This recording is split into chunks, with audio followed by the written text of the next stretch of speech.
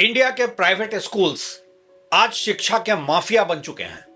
नहीं, मैं ये कोई सवाल नहीं पूछ रहा हूं, बल्कि पूरी जिम्मेदारी से एक स्टेटमेंट दे रहा हूं। एजुकेशन और हेल्थ केयर सर्विस नहीं, पूरी तरह से बिजनेस और बिजनेस से भी कहीं आगे बढ़कर एक ऐसे एक्सप्लॉयटेटिव और मैनिपुलेटिव एक्सटॉर्शन में तब्दील हो चुका है जिसके आगे आम आदमी तो बस लाचार है। सरकार के सीपीआई इन्फ्लेशन के डेटा के अनुसार देश में एजुकेशन इन्फ्लेशन है महज 3-3.5%, लेकिन देश के प्राइवेट स्कूलों का इन्फ्लेशन कोई 10 से 30% का है। और ये तो है बस बेस लेवल का inflation, additional inflation plus plus भी है साथ में। शहर दर शहर हैं प्राइवेट स्कूलों का एजुकेशन पर बना हुआ एक कार्टेल कंट्रोल। मनमानी फीस है इनकी रियलिटी, कोई अकाउंटेबिलिटी नहीं, कोई जस्टिफिकेशन नहीं, और पूरे सिस्टम पर ही है जैसे कि इनका कंट्रोल। साल दर साल इन प्राइवेट स्कूलों में फीस के अलावा भी पैसे ऐंठे जाते हैं अलग अलग तरीके से। पेरेंट्स को लिमिटेड चॉइस दी जाती है और नियम कानूनों की ये उड़ाते हैं धज्जियां, क्योंकि कहीं कोई इन्फोर्समेंट इनके ऊपर होता है नहीं। मीडिया में कभी कभार 4 लाइनें छप जाती हैं प्राइवेट स्कूल्स के मिसमैनेजमेंट पर, लेकिन कोई पब्लिक आउटक्राई नहीं होता है, कोई सिविल सोसाइटी का प्रोटेस्ट नहीं होता है, कोई मेन स्ट्रीम नैरेटिव नहीं बनता है इसके खिलाफ, क्योंकि हर आदमी है मजबूर बच्चों के एजुकेशन के लिए समझौता करने को। और पॉलिसी मेकर्स, खैर छोड़ो, उनमें से कई तो खुद ही स्टेक होल्डर्स हैं in profit making private schools में।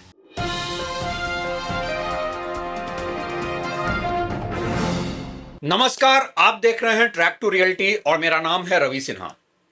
अखबार के अंदर के पन्नों में एक छोटी सी खबर ग्रेटर नोएडा से, खबर इतनी छोटी जो शायद बहुत से लोग पढ़ेंगे भी नहीं, लेकिन खबर ऐसी जो हर आम इंडियंस की जेब पर पड़ने वाले डकैती के बारे में है। एक प्राइवेट स्कूल ने अचानक से बदल लिया अपना लोगो डिजाइन और किया गया बच्चों को मजबूर कि नई लोगो वाली ही ड्रेस खरीदनी पड़ेगी, और वो भी उनके ही बताए दुकान से, जहां की ये ड्रेस पिछली बार से 10% ज्यादा महंगी है। अधिकारियों से शिकायत करने पर मिला बस आश्वासन कि देखेंगे अगर कुछ नियमों के खिलाफ हुआ है तो। लेकिन क्या यह सिर्फ ग्रेटर नोएडा के किसी एक स्कूल की ही कहानी है? नहीं, आज देश के हर जिले के प्राइवेट स्कूल ऐसे ही मनमाने तरीके से नए नए वसूली के रास्ते बनाते रहते हैं, और इसलिए आज इंडिया में प्राइवेट स्कूलों की हालत सच में एक बड़ी बहस और फ्रस्ट्रेशन का मुद्दा बन चुकी है। और इसके पीछे सिर्फ महंगी फीस नहीं, बल्कि है एक एक्सप्लॉयटेशन की पूरी कहानी। और सिर्फ यह प्राइवेट स्कूल्स के मैनेजमेंट ही नहीं, बल्कि पूरा सिस्टम है जिम्मेदार इसके लिए। आज इस वीडियो में हम साफ तौर पर और ग्राउंडेड तरीके से समझेंगे प्राइवेट स्कूलों में फीस की मनमानी से लेकर हर तरह के हथकंडे, पैसे वसूलने के ऑर्गेनाइज्ड क्राइम को। और अगर प्राइवेट स्कूलों का यह चाल, चेहरा, चरित्र आपको भी गलत लगता है तो इस वीडियो को लाइक, हाइप और ज्यादा से ज्यादा शेयर करें। चैनल को भी सब्सक्राइब कर लें ताकि ऐसे कंज्यूमर अवेयरनेस के मुद्दे आगे भी आपसे बात होती रहे। आज प्राइवेट स्कूलों की रियलिटी यह है कि टीयर 1-2 शहरों में बच्चों की एनुअल फीस 1 लाख से 4 लाख रुपए तक ली जाती है। कई जगह पिछले 3 साल में फीस 50% से 80% तक बढ़ी है। पेरेंट्स की शिकायत रहती है कि हर साल डेवलपमेंट फी, एक्टिविटी फी, स्मार्ट क्लास फी अलग से ली जाती है। यूनिफॉर्म, बुक्स सिर्फ स्कूल से ही खरीदने का दबाव बनाया जाता है। मतलब कि स्कूल एजुकेशन एक एक्सप्लॉयटेटिव बिजनेस मॉडल बन चुका है, जहां की कस्टमर यानी कि आम इंडियंस जिनके बच्चे हों, उनको आर्म ट्विस्ट किया जा सके। हर साल फीस में अचानक और ज्यादा बढ़ोतरी कर दिया जाता है, 10 से 30% से ज्यादा ईयरली हाइक, बिना किसी क्लियर जस्टिफिकेशन के, इन्फ्लेशन से कहीं ज्यादा इंक्रीज। और हां, ये प्राइवेट स्कूल न तो इंक्रीमेंटल इंक्रीज का कोई लॉजिक बताते हैं और ना ही ब्रेकअप देते हैं। मैंडेटरी एक्स्ट्राज के नाम पर हिडन चार्जेस अलग से, जैसे कि स्मार्ट क्लास फी, एक्टिविटी फी, एनुअल फंक्शन फी, डेवलपमेंट फी, ये सब यूं तो ऑप्शनल होना चाहिए, लेकिन फोर्स किए जाते हैं सिर्फ एक ही शॉप, वेंडर से बुक्स और यूनिफॉर्म खरीदने का दबाव बनाया जाता है। अक्सर ही स्कूल कैंपस के अंदर ही दुकान रहती है और बाहर से खरीदने पर क्लास अटेंड करने से मना कर दिया जाता है बच्चों को, क्योंकि इसमें स्कूल का कमीशन मॉडल होता है। एडमिशन के समय डोनेशन या कैपिटेशन फी लेने के बाद भी बिल्डिंग फंड, डेवलपमेंट फंड जैसे नाम पर पैसे की डिमांड की जाती है।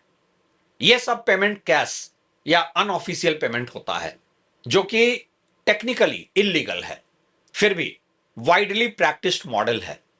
स्कूल का खुद का कोचिंग ट्यूशन इकोसिस्टम अलग से चलता रहता है, जहां टीचर्स इनडायरेक्टली प्रेशर देते हैं ट्यूशन ज्वाइन करने के लिए। पेरेंट्स को प्रेशराइज किया जाता है कि बच्चे के डेवलपमेंट में प्रॉब्लम है और वो फेल हो सकता है। स्कूल लिंक्ड कोचिंग ये ऐसे सेंटर हैं जिसका मतलब है double earning model, school plus tuition. School में इंफ्रास्ट्रक्चर का दिखावा ज्यादा, लर्निंग कम। AC classrooms, fancy buildings, digital boards, लेकिन टीचर्स एवरेज या अनस्टेबल। पैसा ब्रांडिंग पर खर्च हो रहा है, एजुकेशन पर नहीं। अकाउंट्स में ट्रांसपेरेंसी की कमी, fee breakup unclear, receipts incomplete, parent queries को अवॉइड और डिस्करेज किया जाता है। कोई स्कूल ऑडिट रिपोर्ट या क्लैरिटी नहीं देते हैं। हर छोटी चीज के लिए extra charge, ID card, diary, exam fee, re exam फी, ट्रांसपोर्ट फी, सब डिस्प्रोपोर्शनेटली हाई।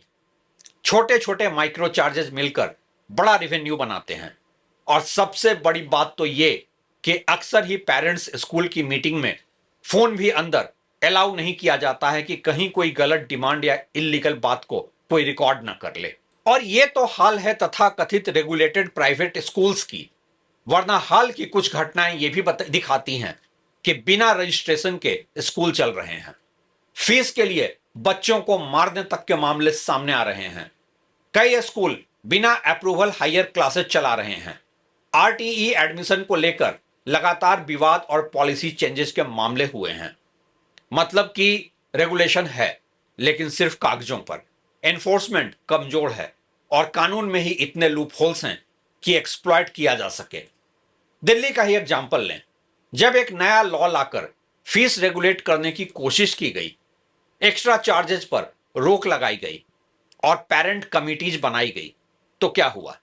प्रॉब्लम यह हुई कि कोर्ट ने कुछ रूल्स पर रोक लगा दी। कंप्लेंट्स के लिए 15% पेरेंट सपोर्ट जरूरी हो गया और उसके बाद वापस वही ग्राउंड रियलिटी। पेरेंट्स फ्रैगमेंटेड, लेकिन प्राइवेट स्कूल्स का एक बड़ा कार्टेल, और वो भी पावरफुल इस सिस्टम में। यहां पर यह जानना काफी दिलचस्प है कि कैसे ये प्राइवेट स्कूल्स नॉन प्रॉफिट के लेवल के साथ प्रॉफिट माइंडसेट से ऑपरेट करते हैं। इंडिया में लॉ क्या कहता है?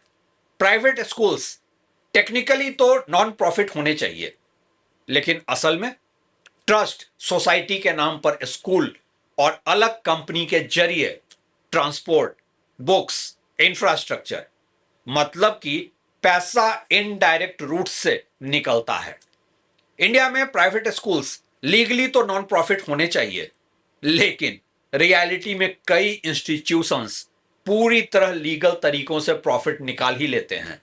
यह सीधे इलीगल नहीं होता है, बल्कि स्ट्रक्चर और लूप होल्स का स्मार्ट यूज किया जाता है। इसे समझिए स्टेप बाय स्टेप। कानून क्या कहता है? इंडिया में स्कूल आमतौर पर इन रूपों में रजिस्टर होते हैं: ट्रस्ट, सोसाइटी या सेक्शन 8 कंपनी। अब रूल तो यह है कि स्कूल खुद प्रॉफिट डिस्ट्रीब्यूट नहीं कर सकता है। फिर पैसा निकलता कैसे है? इसका एक कोर मैकेनिज्म है, रिलेटेड पार्टी ट्रांजैक्शंस, जो कि सबसे बड़ा तरीका है। स्कूल के साथ ही कई कनेक्टेड बिजनेसेस बनाए जाते हैं। ट्रांसपोर्ट कंपनी बस सर्विस के लिए, uniform supplier, book publisher, vendor, canteen, catering. Trick ये कि बिजनेस अक्सर सेम ओनर या फैमिली के कंट्रोल में होते हैं। स्कूल पेरेंट्स को इनडायरेक्टली इन्हीं से खरीदने के लिए पुश करता है। रिजल्ट, प्रॉफिट स्कूल में नहीं, रिलेटेड कंपनीज में जाता है। Land and building rent model अलग होता है। स्कूल ट्रस्ट के नाम पर चलता रहता है, लेकिन अक्सर लैंड बिल्डिंग ओनर की प्राइवेट कंपनी के नाम पर होती है। स्कूल हर साल भारी रेंट पे करता है और रेंट जाता है ओनर की पर्सनल या कंपनी इनकम में।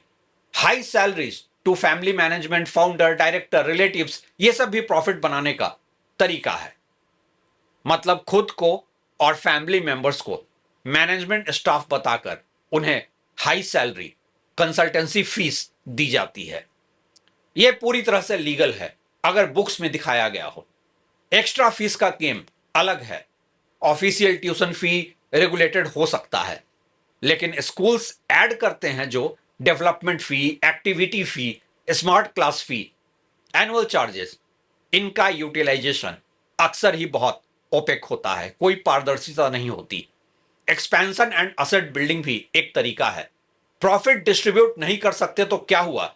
नए कैंपसेज, लैंड खरीदना, इंफ्रास्ट्रक्चर अपग्रेड करके वेल्थ इनडायरेक्ट तरीके से बिल्ड होती है। पेरेंट्स पावरलेस क्यों महसूस करते हैं? कारण है बच्चों का फ्यूचर स्टेक पर होता है, एडमिशन खोने का डर रहता है, और प्राइवेट स्कूल्स का इतना बड़ा कार्टेल है कि एक जगह से निकाले गए तो दूसरी जगह एडमिशन मुश्किल से, या फिर भरो और भी ज्यादा इलीगल डिमांड दूसरे स्कूल में। पेरेंट्स का कलेक्टिव एक्शन मुश्किल होता है क्योंकि 15% पेरेंट्स यूनाइट नहीं हो पाते हैं। इसका परिणाम यह होता है कि इंडिविजुअल पेरेंट वीक पड़ जाते हैं। स्कूल सिस्टम स्ट्रांग रहता है, इसलिए मिडिल क्लास मजबूर है। महंगा प्राइवेट स्कूल ही ऑप्शन है आज, जबकि सरकारी स्कूल खत्म होते जा रहे हैं, और ऐसे प्राइवेट स्कूल्स की हर डिमांड को मानना आम आदमी की मजबूरी बन जाता है। बॉटम लाइन तो यही है कि इंडिया में प्राइवेट स्कूल सेक्टर अभी education plus business plus week regulation का मिक्स है। इसलिए फीस बढ़ती रहेगी, विवाद होते रहेंगे, जब तक स्ट्रांग रेगुलेशन, एनफोर्समेंट और ट्रांसपेरेंसी नहीं आ जाती है। यह सब लीगल क्यों है? क्योंकि लॉ फोकस करता है प्रॉफिट डिस्ट्रीब्यूशन पर, लेकिन related party transactions, cost structure manipulation पर रूल्स क्लियर नहीं होते हैं, और ना ही होती है स्ट्रिक्ट मॉनिटरिंग। यह सब है इलीगल, चाहे बात फेक बिलिंग की हो या फिर टैक्स इवेजन या फोर्सफुल सेलिंग की। आप यूनिफॉर्म बुक्स की मोनोपोली अगर करते हैं तो एक्शन हो सकता है, लेकिन आम आदमी के लिए यह प्रूव करना बहुत मुश्किल होता है। अब कहने को सरकार कहती है कि पेरेंट्स ग्रुप बनाकर कंप्लेन करो, फी ब्रेकअप मांगो, और वो भी लिखित में लो, मेल पर। आरटीई, राइट टू एजुकेशन का इस्तेमाल करो। ऑप्शनल चार्जेस को मना करने का आपको अधिकार है, और पेमेंट भी शेड्यूल में ही दो, ना कि एक मुश्त पूरे साल का। क्या एक आम आदमी वाकई ऐसे चैलेंज कर सकता है प्राइवेट स्कूल्स को? हमको तो मालूम है जन्नत की हकीकत, लेकिन दिल को खुश रखने को यह ख्याल है बस बकवास। ये प्राइवेट स्कूल्स और इनकी मनमानी के लिए जब सिस्टम में जिम्मेदार लोग अपनी जिम्मेदारी से बचते हैं, तो आप तो इनके हर जुल्म पर बस कह सकते हैं शुक्रिया।